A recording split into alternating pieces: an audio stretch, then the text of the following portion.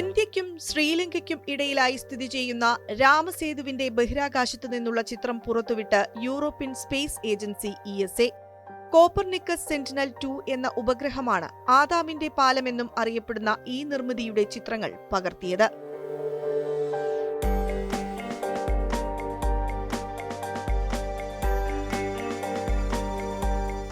ഇന്ത്യയുടെ തെക്ക് കിഴക്കൻ തീരത്ത് രാമേശ്വരം ദ്വീപ് മുതൽ ശ്രീലങ്കയിലെ മാന്നാർ ദ്വീപ് വരെയാണ് ഈ മേഖല വ്യാപിച്ചു കിടക്കുന്നത്.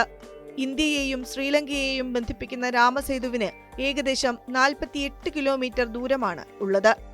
പാക് കടലിടുക്കിൽ നിന്ന് മാന്നാർ ഉൾക്കടലിനെ വേർതിരിക്കുന്നതും ഈ ഭാഗമാണ്.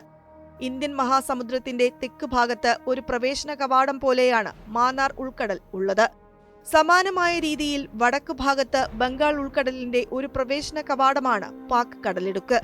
ഈ ഭൂഭാഗം എങ്ങനെ രൂപപ്പെട്ടുവെന്നതിനെക്കുറിച്ച് പലതരത്തിലുള്ള വാദങ്ങൾ നിലനിൽക്കുന്നുണ്ട്.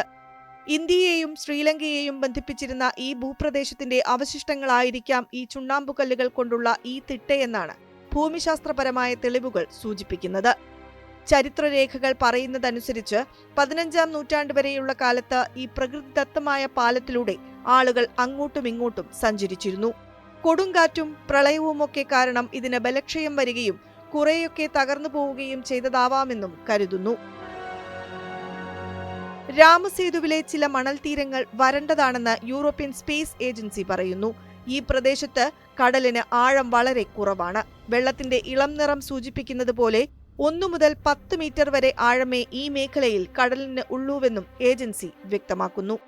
ഏകദേശം 130 ചതുരശ്ര കിലോമീറ്റർ വിസ്തൃതിയിലാണ് മാന്നാർ ദ്വീപ് നിലനിൽക്കുന്നത്. ശ്രീലങ്കയുടെ പ്രധാന ഭൂപ്രദേശവുമായി റോഡ് മാർഗവും റെയിൽ ഗതാഗതം വഴിയും ഈ ദ്വീപിനെ ബന്ധിപ്പിച്ചിട്ടുണ്ട്. ദ്വീപിന്റെ തെക്കേ അറ്റത്ത് ഈ റോഡ് പാലവും റെയിൽവേ പാലവും കാണാം.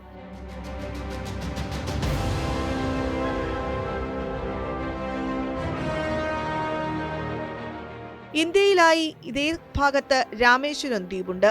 ഈ ദ്വീപ് പാമ്പൻ ദ്വീപെന്നും അറിയപ്പെടുന്നു.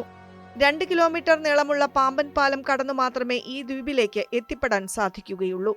2 കരകളെയും തമ്മിൽ ബന്ധിപ്പിക്കുന്ന പാമ്പൻ പാലത്തിലൂടെ ആളുകൾ സഞ്ചരിക്കുകയും ചരക്ക് ഗതാഗതം നടത്തുകയും ചെയ്യുന്നുണ്ട്.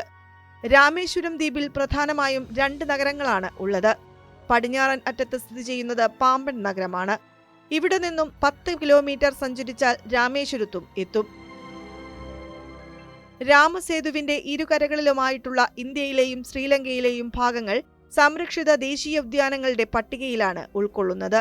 ബ്രൗൺ നോഡി പോലുള്ള പക്ഷികളുടെ പ്രജനന കേന്ദ്രങ്ങൾ കൂടിയാണ് ഈ മേഖല.